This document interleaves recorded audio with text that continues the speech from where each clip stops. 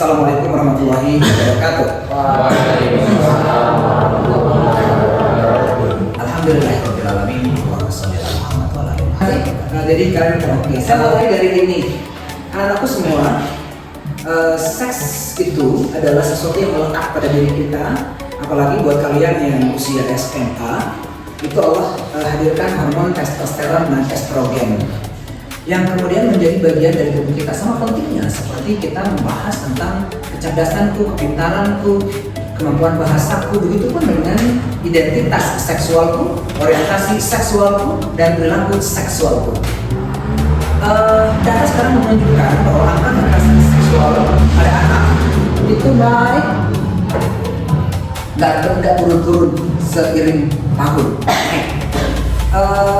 Kekerasan seksual terhadap anak ini terus beranjak, baik kepada laki-laki maupun perempuan di seluruh Indonesia dan global bahkan. Fenomena ini ada banyak, misalnya terakhir saya juga menangani beragam kasus gitu ya, seseorang guru dalam tanda kutip yang mensodomi muridnya. Perhatikan, sodomi itu sesama jenis, mensodomi. Mohon maaf ya, karena kalian sudah SMA, jadi kalian sudah pernah belajar kelamin ya, udah pernah mendengar istilah penis dan udah pernah mendengar istilah vagina. Nah, jadi di perilaku sodomi ini adalah memasukkan penis ke dubur, dan itu adalah sesuatu yang potensial terjadi pada siapapun, usia berapapun, termasuk usia kalian, usia saya juga, usia seluruh usia. Bagaimana polanya ya ketika kemudian si guru mendekati muridnya, kemudian memegang kelamin muridnya dan melakukan sampai ke oral seks dan anal seks. Tabu buat kita, mungkin jarang mendengar hal-hal seperti ini, but it's real. Mungkin atau tidak mungkin kejadian itu? Mungkin dong ya. Yes. Dalam kisah yang lain ada banyak sekali. Bisa dong kita menjadi korban dan bisa menjadi pelaku. Karena kita tidak tahu kapan kita sehat, kapan kita sakit kan. Iblis itu setiap hari ada di sekeliling kita, kemudian soleh, ditemukan soleh gitu ya. Tapi akhirnya dikirimi seorang gadis perempuan, dia jangan berpikir zina, memikirkan aja nggak pernah. Tapi apa akhirnya? Dia berzina, menghamili, membunuh perempuan ini dan anak dalam kandungan perempuan ini. Sampai akhirnya pada akhir hayatnya si Rahim mengatakan dialog sama setan, dialog sama iblis. Udah, yang iblis jadi Tuhannya, dan itu ada diceritakan dalam banyak kitab. Jadi apakah kita semua aman? Ya, baik. Anak-anakku semua, tadi kita sudah mengatakan bahwa itu di luar nalar, dan kita perlu melindungi diri kita. Sekarang Ustadz ingin memberikan tugas kepada kalian. Silakan, Ustadz sudah kirimkan dokumen, buka HP masing-masing, kemudian buka dokumennya berdasarkan grup yang sudah Ustadz tentukan. Ini 4 orang melingkar menghadap ke sana, kemudian 4 orang ini melingkar membentuk lingkaran. Begini juga yang ini 3 orang berdua melingkar di situ. Silakan cerita. Jadi ternyata dari yang sudah saya lihat dan baca tadi, ternyata di sana ada yang namanya sonar. Itu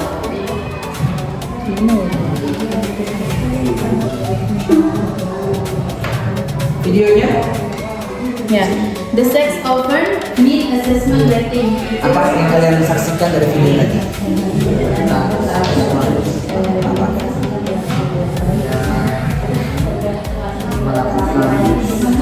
Video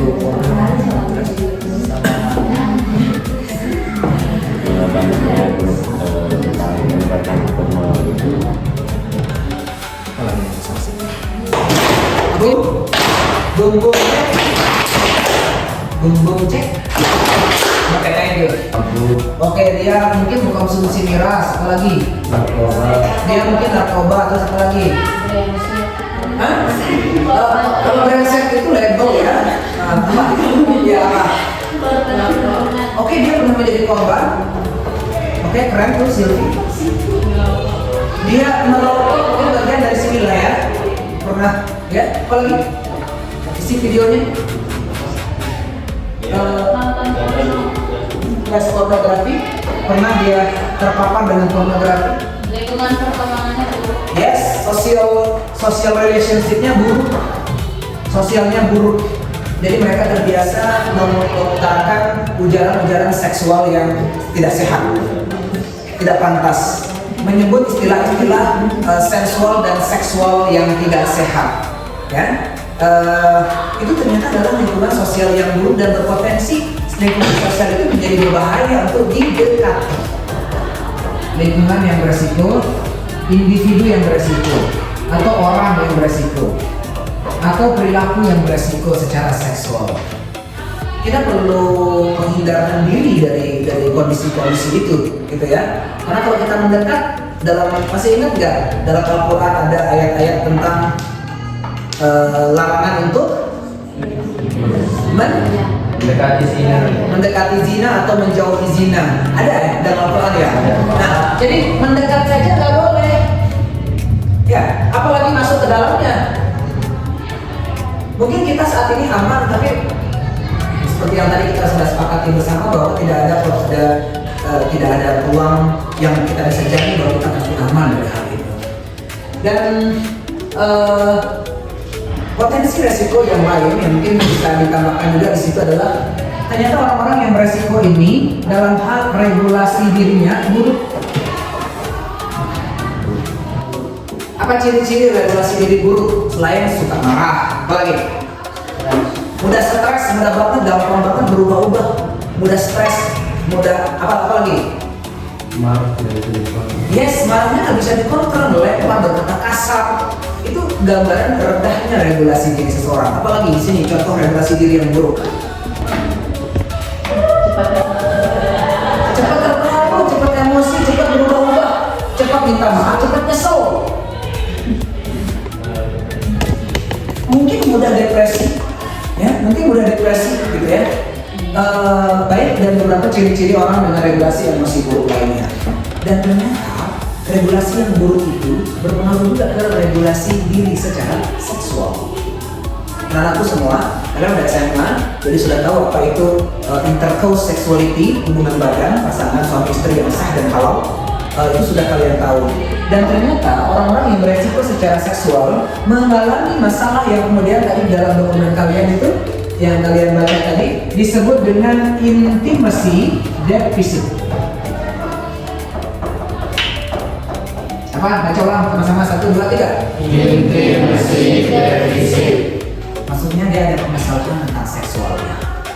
Mungkin kalian akan dewasa, kalian akan jadi suami, kalian akan jadi istri, kalian akan jadi ayah dan akan jadi ibu.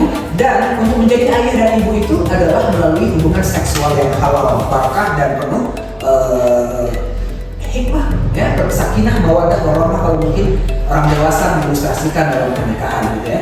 Dan orang-orang dengan intimasi defisit ini ditandai oleh satu, misalnya maaf ya, dia ada masalah secara seksual dengan pasangannya, ya. Kemudian hasrat seksualnya tidak terkontrol, ya. Ada saya punya klien itu melakukan hubungan seksual tidak di tempat yang tidak wajar, di tempat yang tidak boleh, di tempat yang bukan seharusnya dia melakukan hubungan seksual. Walaupun dia mengatakan kan halal, sama-sama halal gitu, tapi itu bukan sesuatu yang dipertontonkan di hadapan umum gitu. Atau misalnya yang kemungkinan bisa diakses oleh anak kecil, oleh orang lain kayak gitu. Nah, jadi masalah-masalah intimasi defisit ini menyebabkan seseorang juga bisa menjadi pelaku. Atau misalnya kalau untuk usia-usia remaja, nauzubillah min zalik ya, onani dan masturbasi. Onani dan masturbasi, kalian pernah dengar istilah itu? Pernah. Yes. Onani dan masturbasi itu adalah memainkan kelamin sendiri untuk mendapatkan kenikmatan seksual. Dan itu hukumnya dalam Islam adalah haram. Haram. Tidak boleh. Jadi ketika kemudian melakukan onani dan masturbasi itu berarti bertambah dosanya. Nauzubillah min. Semoga Allah mengampuni kita, membimbing kita, melindungi kita, ya, karena Allah adalah pelindung terbaik. Nah, tambahan pengetahuan, tambahan informasi buat kita semua bahwa orang yang mengalami intimasi defisit ini, mungkin kalau ada anak muda, remaja gitu ya, tingkat onaninya itu tinggi sekali. Mungkin bisa 5 kali sehari, atau 3 kali sehari, atau satu kali sehari. Dan ini adalah perbuatan yang haram. Takaran pornografi yang tinggi menyatakan ini bermasalah dan ini bermasalah. Kalau semuanya ini bermasalah, mungkin nggak menjadi pelaku? Mungkin nggak menjadi korban juga? Mungkin. Halo? Pelaku dan korban kekerasan seksual itu satu lingkaran, satu circle. Jadi kenapa menjadi korban? Ya mungkin karena akhirnya dia suka. Nauzubillah min. Ya, baik. Anak-anakku semua, ya saya di sini. Mengapa kebanyakan korban memilih diam daripada melaporkan? Yes, pertanyaan menarik. Ada lagi pertanyaan kedua yang mana? Ya. Cara mengidentifikasi korban ke pelaku. Oke, baik. Pertanyaan menarik, ada lagi yang lain? Yang ibu-ibu, awal. Ada pertanyaan? Yes.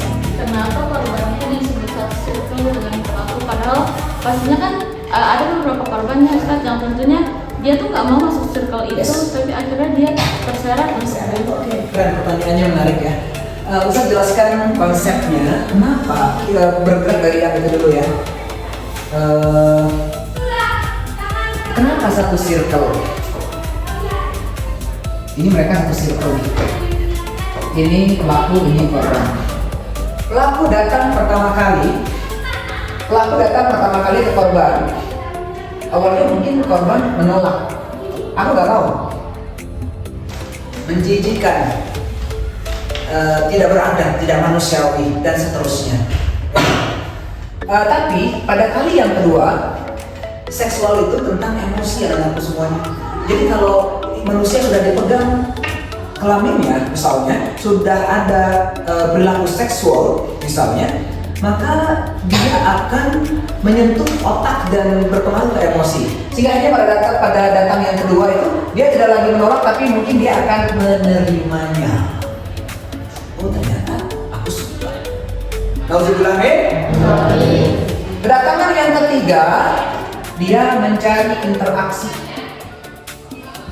Dia mencari. Ya, kedatangan yang keempat, dia yang meminta. Bisa dipahami alurnya? Makanya Rasulullah SAW pesankan, maaf ya, maaf ya, memang itu habisnya. Kalau kamu ketemu homoseksual laki-laki dalam satu selimut atau satu kamar berzina bersama, maka kamu bunuh mereka, kata Rasulullah SAW. Hukumannya sampai sejauh itu ya? Karena apa? Karena sudah sampai pada ini penerimaan, sehingga kemudian mereka adalah satu circle. Ya, nanti kita berbicara berikutnya kapan agar aku tidak terseret ya, pertanyaan Aisyah itu ya. Ada caranya supaya kita tidak terseret. Mau dipelajari? Sehingga ya mungkin kita tidak mau dong menjadi korban, tapi kita bisa mencegah diri kita sebagai pelaku berkelanjutan. Di sini ya mencegahnya. Apa yang kita lakukan? Kita pelajari di sesi berikutnya. Ayo ini lanjut lagi. Masih lanjut lagi ya. Oke. Salah satunya adalah kita sebut dengan lokalitas. Kita sebagai masyarakat di Lombok mengenal istilah sendi kalu. Baca, sendi kalu. Ulang. Sendi kalu. Ada yang pernah mendengar istilah sendi kalu? Sendi kala? Apa? Yes. Waktu maghrib. Rasulullah Shallallahu Alaihi Wasallam menguraikan dalam hadisnya begini, anak-anak jangan main-main keluar main dari rumah waktu sendi kala, karena waktu sendi kala maghrib itu adalah waktu iblis berkeliaran, setan berkeliaran, sehingga kamu masuk ke rumah suka terlindungi, ngaji dan sebagainya. Nah itu waktu sendi kala. Sehingga waktu malam itu adalah waktu yang sebenarnya beresiko, apalagi buat perempuan, terutama buat perempuan secara budaya. Perempuan yang keluar malam, saya punya klien ya, dia adalah pemerkosa anak kecil, pedofil. Saya tidak kirim filenya gitu ya. Dia pemerkosa anak kecil. Apa yang dia katakan ketika kemudian dalam proses pemeriksaan, itu anak itu mau diperkosa. Karena apa? Kan dia keluar malam, dia keluar sendiri, tidak pakai jilbab, pakaiannya terbuka, dia yang menantang, dia yang menginginkan diperkosa. Jadi kalau ada orang lain, laki-laki yang datang ke dia dan diajak ke atas bukit gunung, kemungkinan dia akan mau dan dia akan bersinah di atasnya. Jadi pelaku itu juga bisa mengidentifikasi siapa korbannya. Maka kita mencegah diri kita, salah satunya adalah dari waktu sendi kala ini, tidak keluar malam sendirian tanpa mobil, khususnya buat tidak keluar malam, gitu ya. Karena kalau keluar malam, budaya kita masih mengatakan sebagai penerimaan terhadap seksual yang beresiko. Bisa dipahami sampai di sini? Ada pertanyaan? Ya. Ustaz, kan ada Ustaz di waktu maghrib itu, apalagi malamnya untuk perempuan baiknya dia masuk ke dalam rumah juga kata Rasulullah. Tapi bagaimana dengan posisi orang-orang yang menjadi korban pemerkosaan, tapi pelakunya itu adalah keluarga Ustaz? Oke, baik. Ini menarik ya, tentang misalnya bagaimana kalau resikonya adalah keluarga, nggak perlu keluar aja udah diakses di dalam ya. Anak-anakku halo. Ada ciri pemerkosa, mudahnya dilakukan pemerkosaan atau kekerasan seksual itu adalah ketika kalian mudah diakses. Artinya, misalnya dalam klien saya kemarin itu kenapa akhirnya dia mensodomi muridnya, dia bangunin pagi, ayo sholat, dekat banget. Setiap hari dia berinteraksi, tapi kemudian ternyata ada kelainan seksual. Setiap hari dia melihat murid-muridnya, gitu, dan kemudian melakukan hal itu, laki pada laki. Tapi ada juga yang laki pada perempuan, pimpinan sekolah, ya. Kemudian dia melihat di sini rumahnya pimpinan, di sini pondok perempuan. Bilang jeloh, dia lihat bagaimana dia pakai handuk, mandi, tidur. Ini tinggal diambil, set, yuk, korbannya ya. Nah, jadi pelaku dan korban itu biasanya pelaku itu mengakses korban dengan cepat, lebih mudah. Maka tentunya benar kata Aisyah bahwa orang-orang sekitar kita juga itu bisa berpotensi beresiko. Jadi kita harus kenali, ya. Maka perhatikan misalnya ketika ada orang lain yang ngajakin ngobrol tentang seksual, perlu waspada. Menyentuh bagian-bagian tertentu secara seksual, perlu juga waspada. Oke, baik. Anak-anakku semua, silakan tentukan 3 benda yang engkau miliki. Ustaz miliki 1 ini, keluarkan 3. 1, kemudian jam tangan 2, kemudian 3 kunci. Oke, silakan tentukan 3 milikmu. Apapun itu boleh, 3. Cincin ya, boleh.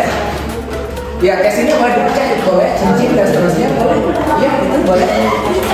Iya, boleh. Silakan. Sudah 3? Nah, 3. Iya. Kertasnya boleh juga disobek, itu mungkin kalau temannya kurang 1 lagi. Nah, itu charger boleh. Udah 3. Nah, sekarang kita akan bermain. Siap-siap bermain? Siap bermain? Ya. Baik. Ini koridor ya, bukan meja kalian. Tugas kalian adalah dalam waktu cepat. Kalau saya sebut kata sendi kala, ya, maka kalian harus memegang tangan, angkat tangan kanan, angkat. Oke. Ketika saya sebut sendi kala, maka tangan kananmu itu pegang sendi kala, barang sendi kala itu. Kemudian angkat tangan kirimu, angkat tangan kiri kalian. Pegang salah satu benda, mau Surabaya, mau Singapura. Salah satunya, misalnya ini. Oke, coba kita coba ya. Sendi kala ini 1, terus ini 2. Pegang. Ya. Nah, kemudian tugas kalian adalah memindahkan barang itu. Misalnya sendi kala, kita langsung ke sini. Itu dipindahkan. Nanti kalau saya bilang Surabaya, berarti kalian pegang Surabaya, kemudian pegang sendi kala dipindahkan. Kalau saya bilang misalnya Singapura, pegang Singapura, pindahkan ke sini. Jadi setiap kata yang saya sebut dipindahkan. Oke. Coba angkat mana sendi kala itu mana? Yang mana sendi kala ini? Saya kan bisa sendi kala saya. Mana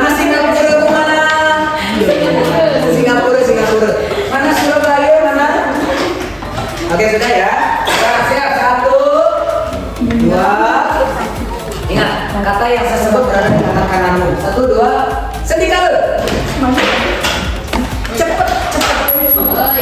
Oh iya. Lagi.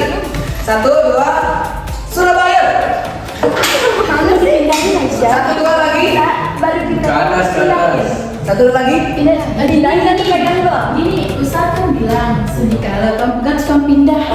Pindah. Saya. Ya.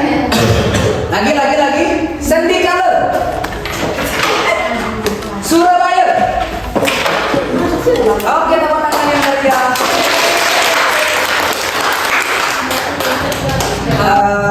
Ya, kita sudah belajar tadi tentang apa? Kita sudah belajar tentang apa? Kekerasan seksual. Apalagi yang kita sudah pelajari? Apa? Lingkungan yang beresiko secara seksual. Apalagi? Menghindari dari bahaya buruk kekerasan seksual dan seterusnya. Nah, ternyata dalam Al-Quran, dalam hadis, kata hikmah ulama juga banyak memberikan penjelasan kepada kita. Silakan kalian buka HP-mu, yes, dan baca hadis, ayat, dan kata hikmah yang sudah Ustaz kirimkan di HP-mu. Silakan dibaca dari sekarang. Saya minta satu orang yang menutup, tolong melengkapi kalimat saya. Ternyata belajar tentang perlindungan diri secara seksual itu satu kata. Ternyata belajar perlindungan diri dari resiko seksual satu kata.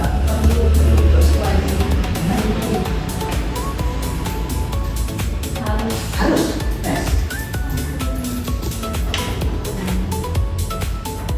Itu bermanfaat nih, bermanfaat. Anina harus, yes, harus dan seterusnya. Jadi penting, bermakna, harus, wajib untuk melindungi diri kita. Terima kasih, itu saja dari Ustaz. Kita boleh akhiri majelis kita dengan hamdalah dan doa. Alhamdulillah.